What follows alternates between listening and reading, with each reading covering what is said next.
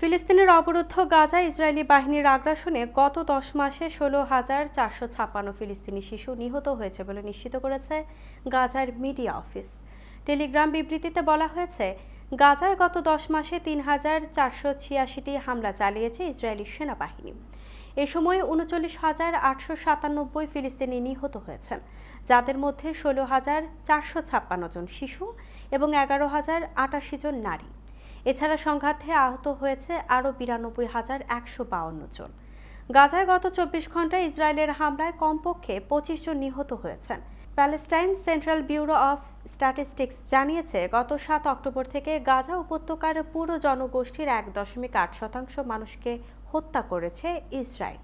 নিহতদের মধ্যে 75%ই 30 বছরের কম বয়সী মানুষ।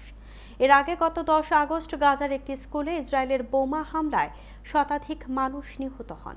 স্কুলটিতে বাস্তুচ্যুত ফিলিস্তিনিরা আশ্রয় নিয়েছিল। এ ঘটনায় তীব্র নিন্দা ও উদ্বেগ জানিয়েছে যুক্তরাষ্ট্র, কানাডা ও জাতিসংঘ।